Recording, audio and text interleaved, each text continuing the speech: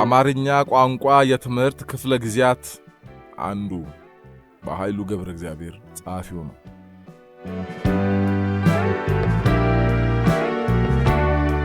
የአማርኛ መምህር ያለበት አባዚ በሀብታም ትምህርት ቤት ያስተማረ ጊዜ በመማሪያ ክፍሉ ውስጥ የሚታየው ትዕይንት ብዙ ነው።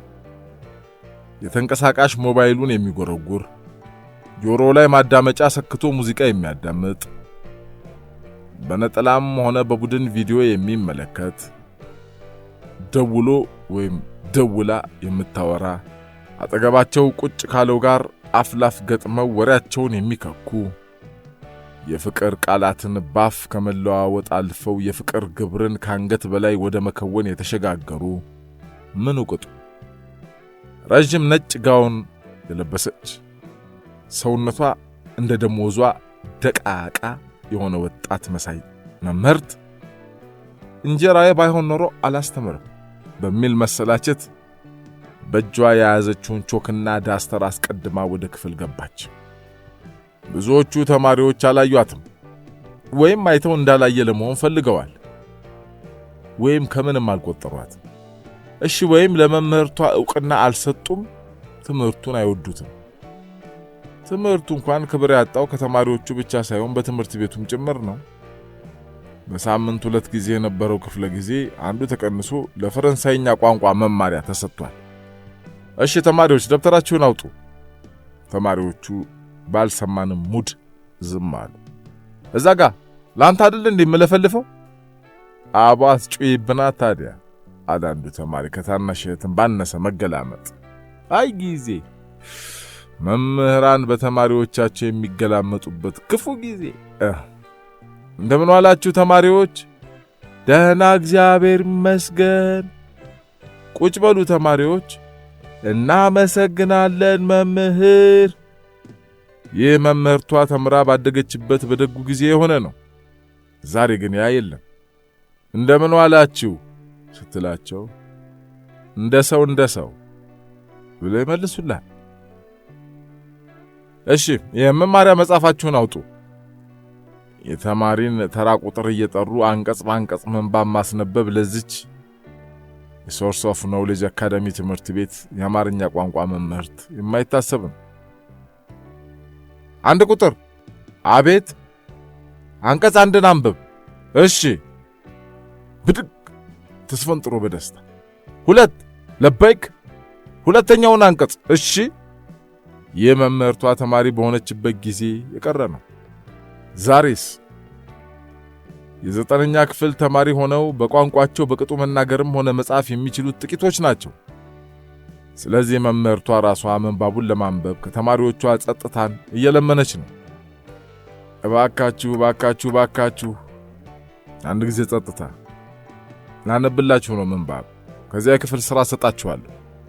ብዙም ባይሆን ክፍሉ ጸጥ ያለ መሰለ። መምህርቷ ቀጠለች ማንበብ። የኢጣሊያን ወራሪ ሰራዊት ድል ያደረጉ የኢትዮጵያ አርበኞች ርዕሱ ነው። የኢጣሊያን ወራሪ ሰራዊት ድል ያደረጉ የኢትዮጵያ አርበኞች። ሶሪ ቲቸር። አቤት። ወራሪ ምንድነው? ወራሪ የራሱን ያልሆነ ንብረት የሚፈልግ። ኦኬ ናይስ። መምህርቷ ሩጫዋ ከጊዜ ጋር ነውና ወደ ምንባቡ አይኗን መለሰች። የኢጣሊያን ወራሪ ሰራዊት ድል ያደረጉ የኢትዮጵያ አርበኞች።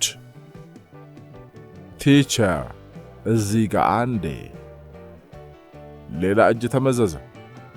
አቤት። ሰራዊት what does this mean? ሰራዊት በአገባባዊ ፍች ወታደር ማለት ነው። ዋው አርሚ። ኦኬ። የኢጣሊያን ወራሪ ሰራዊት ድል ያደረጉ የኢትዮጵያ አርበኞች። ርዕሱን ማንበብ ስትጀምር ቲቸር የሚል ሌላ ድምፅ።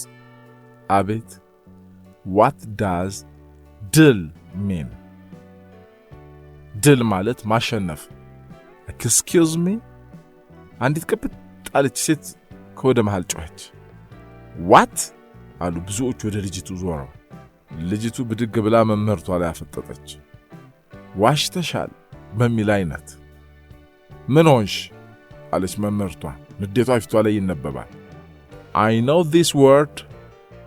yesterday ማም ነግራኛለች። ምን አሉሽ? የሆነ ካውዝኔ አግብቶ ማለት ዌዲንግ ከማም ጋር ሄደን ነበር። ቁርጥ ስጋ የሚበላበት የሆነ የሚያቃጥል ነገር like የተበጠበጠ በርበሬ ነገር አይቼ ማም what is this ስላት ድል ነው ምናምን አለች። መምህርቷ ተማሪዋ እየተናገረች ያለው ነገር ገብቷታል። እናትሽም ያንቺ ቢጤናት ልትላት ፈልጋ ካፏ መለሰችው። ይኸውልሽ ማነሽ? ሃሌሉያ አለች ተማሪዋ ፈጠን ብላ ስሟን ለመምህርቷ ለማስታወስ። እሺ ሃሌሉያ እናትሽ አሉት። ድል ሳይሆን ድልህ ነው። ተማሪዎቹ ሳቁ። ተማሪ ሃሌሉያ በእፍረት ራሷን ነቀነቀች። ገብቶኛል በሚል አይነት። by the way ማሚ አንቱ የምትባል አይደለችም። ካንቺ ብታንስ እንጂ አትተልቅም አለች ተማሪ ሃሌሉያ እየተቆናጠረች። አሁንም ተማሪዎች ሳቁ። መምህርቷ ብስጭቷ ጣራ ነካ። የያዘችውን ዳስተር ወርውራናቷን ድልህ ልታስመስለውም አስባ ነበር። ወዲያው እንጀራዋን አስባ ተወችው። በድሜዋ እኮ ነው የመጣችባት።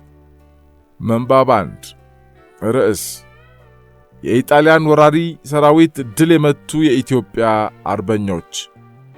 ቲቸር ለሴት የቀረበ የወንድ ጥሪ ሰማ። መምህርቷ ቀና ብላየች። የፊቷ አኳኳልም መልኩን ለሴቶች የቀረበ አድርጎታል። አቤት አለች መምህርቷ የልጁን ሴታሴትነት እየተጠየፈች። አርበኛ ምንድነው? አርበኛ ማለት ብላ መልስ ለመስጠት መምህርቷ ስትሰናዳ የ45 ደቂቃው ክፍለ ጊዜ መጠናቀቁን የሚያበስረው ደወል ተደወለ። ርዕሱን አንብባ ወጣች። ተገላገለች። አየየተማር ሴቶቹ ግማሾቹ ጫማቸውን ሌሎቹ የራሳቸውን ሻሽ እየጣሉ በጫጫታና በጩኸት በየቦታው ተበታተኑ። የሰፈራችን ታዋቂ ስፖርተኛ ጉግሳ እንኳ ፈሪ እንዳይባል ግራ ቀኝ ከተመለከተ በኋላ ወደ ኋላው ገልመጥ እያለ ሩጫ ቀመስ በሆነ እርምጃ አምልጧል። በአጠቃላይ ከሊቅ እስከ ደቂቅ ሁሉም እግሩ እስከቻለለት ፍርሃቱ እስከፈቀደለት ሸሽቷል።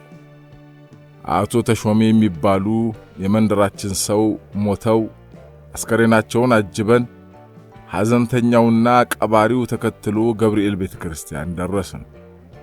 ፍትሃት ተደርጎ ግብአተ መሬት ሊፈጸም ሲል ዝናብ በማካፋቱ አንድ የቆርቆሮ አዳራሽ ውስጥ አስከሬኑም ቀባሪውም ታጭቆ የሟቹ የሕይወት ታሪክ መነበብ ጀመረ።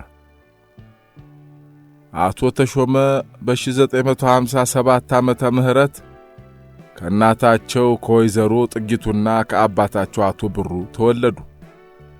እድሜያቸው ለትምህርት ሲደርስ በአካባቢያቸው ትምህርት ቤት ስላልነበር ሳይማሩ ቀሩ። አቶ ተሾመ ለተራቡና ለታረዙ አባት፣ ለተቸገሩ አበዳሪ፣ ለተጣሉ አስታራቂ ነበሩ አለ አንባቢው። በእርግጥ የሞተ ሰው አይወቀስም እንጂ የሌላ ሰው የሕይወት ታሪክ የሚነበብ ነበር የመሰለን። እች መንደር፣ እች ወረዳ፣ እች ክፍለ ከተማ፣ እች ከተማ ቀኝ እጇን አጣች እያሉ አንባቢው ሊቀጥሉ ሲሉ ድንገት በጸጥታው ውስጥ እንደው ፊር ያለ ሳቅ ተሰማ። ሁሉም ሰው በድንጋጤ ጨው አምድ ሆነ። ሳቁ መልኩን ቀይሮ ተደገመ። ያን ጊዜ ነበር ሳቁ ካስከሬኑ እንደወጣ ሁሉም ሰው ያረጋገጠው።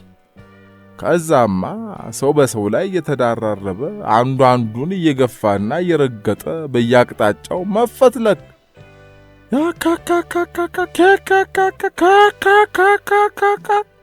ውጭ የቆመ ትርምሱን የተመለከተ ሁሉ ምንድነው ጉዱ? ምንድነው? አስከሬኑ ታሪኩ ሲነበብ ሳቀ። ትቀልዳለህ? ባክ ቀልድ አይደለም፣ እግሩን አንስቶ በሳቀ እየፈረሰልህ ነው ይሏል ሯጭ። ወዲያው ጉዳዩን የሰማው የወረዳው ፖሊስ የአስከሬን ምርመራ ባለሙያ የተካተተበት ቡድን በመያዝ በቦታው ደረሰ። ኃላፊው ጉዳዩን ለማጣራት ያህል ለአንዳንድ ሰዎች ጥያቄ አቀረበ። እንደተባለው አስከሬኑ ስቋል? አዎ ጌታዬ አለች የሟች ባለቤት። ባለቤቱ በሕይወት እያለ ሳቅ ያበዛ ነበር።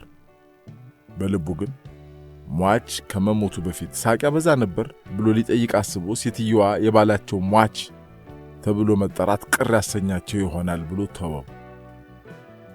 አረ በሕይወት እያለ ፊቱም ተፈቶ አያቅ። ለመሆኑ አስከሬኑን የገነዘው ማን ነው? እኔ ነኝ ጌታዬ አሉ ጋሽ መኮንን። ሟችን ይቅርታ፣ ተጠርጣሪ ሟችን መሞቱን በደንብ አረጋግጠዋል? ተጠርጣሪ ሟች ምን ማለት ነው ጌታዬ? ሰውየው በትክክል መሞቱ እስኪረጋገጥ ድረስ ተጠርጣሪ ሟች ነው የሚባለው። እንደሱ ነው ጌታዬ። እኔ እንግዲህ ስገንዘው ሙቶ ነበር። ተጠርጣሪ ሟች ከመሞቱ በኋላ ልቡ ይመታ ነበር? ኧረ እሱ ልቡ ሥራ ካቆመ ስንት ዓመቱ። የቅርብ ወዳጆቹን እንኳን አያስታውስም ነበር ጌታዬ። ተጠርጣሪ ሟች ሰውነቱ ቀዝቅዞ ነበር? መቀዝቀዝስ እንደው ከ5 ዓመት በፊት ነው የቀዘቀዘው አለች ባለቤቱ ድንገት ሳትጠይቅ ጥልቅ ብላ። የፖሊስ አዛዡ ድንገት አይኑን እኔ ላይ አረፈ። ናስቲ አንተኝ አስከሬኑ ሲስቅ ሰምተሃል? አዎ አካካካካካካካካ ያለ በጣም ጮህ ሲስቅ ሰምቻለሁ። በቃ ሳጥኑን ክፈቱት። ፖሊሶቹ አብረቅራቂውን የሬሳ ሳጥን ቀስ ብለው ትንሽ ፍርሃትም ነበረበት እንጀራ ሆኖባቸው እንጂ ከፊቱ አቶ ተሾመ እንኳን ሊስቁ ድርቅ ብለው በስርዓቱ ተኝተዋል ከነተቋጠረ ፊታቸው። መርማሪው ጠጋ ብሎ ማዳመጫውን አስከሬኑ ደረት ላይ ያስጠጋ አዳመጠና ወደ ፖሊስ አዛዡ ጠጋ ብሎ ጌታዬ ተጠርጣሪው ሞቷል፣ በዚህ አሟሟታቸው ለምጽአት አይስቁም በማለት ተናገረ። አዛዡ አስከሬን መርማሪውን እንደው የዚህ አይነት ገጠመኝ ሊያጋጥም የሚችልበት ሳይንሳዊ ምክንያት ይኖር ይሆን?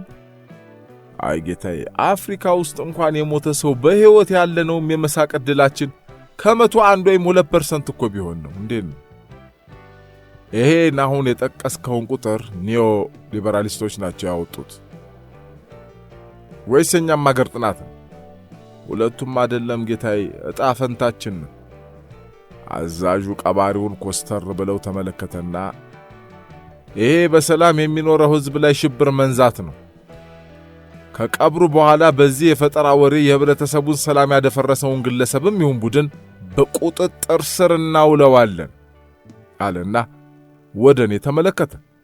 አስተያየቱ ዛቻ የተቀላቀለበት ነበር። ልክ ነው ጌታዬ፣ በወረዳችን አንዳንድ ሽብር የሚነዙ በሬ ወለደ ወሬ የሚያወሩ ግለሰቦችና ቡድኖች አሉ። አሁንም የዚህ ሳቅ ጉዳይ የእነዚህ ጸረ ሰላም ኃይሎች ሴራና ደባ መሆኑ አያጠራጥርም በማለት የቀበሌያችን ሊቀመንበር በለጠ ያዛዡን አባባል አሳምሮ ደገመ። እንዴ አንተ ራሱን ሳቁን ሰምተህ እንደ ፈረስ ስትጋልብ አልነበር እንዴ አቶ በለጠ? ለምን ውሸታም ታደርገናለህ? አሉት ጋሽ መኮንን። እኔ የሮጥኩት ህዝቡን ለማረጋጋት ነው አለ በለጠ። ግን በለጠ ህዝቡን ቀድሞ ሲፈተለክ ሁላችንም አይተነዋል። ፖሊስ አዛዡ ለሟች ባለቤትና ቤተሰቦች ወታደራዊ ሰላምታ ሰጠና በአንዳንድ ጸረ ሰላምና በጥባጭ ኃይሎች ድርጊት ሳትደናገጡ ሕገ መንግሥቱ ባረጋገጣላችሁ ሙታንን የመቅበር መብት በመጠቀም የቀብር ስነ ሥርዓታችሁን መፈጸም ትችላላችሁ። መልካም ቀብር ብሎ ፊቱን ወደ መውጫው በር አዞረና ቡድኑን አስከትሎ ገና 2 እርምጃ እንደተራመደ አካካካካካካካላ አስከሬኑ አሁን ጉድፈላ። የፖሊስ አዛዡ ሳይቀር ሊሮጥ ከጀመረ በኋላ እንደምንም ፖሊስ መሆኑን አወቀ መሰል እንደምንም ራሱን አረጋግቶ ወደ አስከሬኑ ተጠጋ። ክፈቱት በፍጥነት! ሳጥኑ እንደገና ተከፈተ። አስከሬኑን ከሳጥኑ በማውጣት ፖሊሶቹ ይዘውት የመጡት ታጣፊ ቃሬዛ ላይ ያሳረፉት። መርማሪው ግራ በመጋባት ምርመራውን እንደጀመረ ያሳቅ ተደገመ። መርማሪው ደንግጦ ወደ ኋላ ቢስፈነጠርም ድምፁ ግን የመጣው ከባዶው የአስከሬን ሳጥን ውስጥ ነበር። አንዱ ፖሊስ ወደ ሳጥኑ ተራምዶ አንድ ነገር አነሳ። ሳምሰንግ ጋላክሲ ሞባይል ስልክ። ጉዳዩ በኋላ እንደተጣራው ከውጭ አገር የመጣው የሟች ልጅ የአባቱን አስከሬን ለማየት ሳጥኑን አስከፍቶት ነበር። አስከሬኑን አቅፎ እየየ ሲል የሸሚዙ ደረት ኪስ ያስቀምጠው ስልክ ሾልኮ የአስከሬኑ ሳጥን ውስጥ ገብቶ ኖሯል። መጥሪያው ደግሞ አካካካካካካ የሚል ቅጥ የሌለው ሳቅ ነበር። ጉዳዩ ቀባሪው ሰማ። ከሳቸው አሟሟት የልጁ የሳምሰንጉ ጋላክሲ ሞባይል ጥሪ ከፋ። መንደርተኛው እንግዲህ ወሬ ያገኘ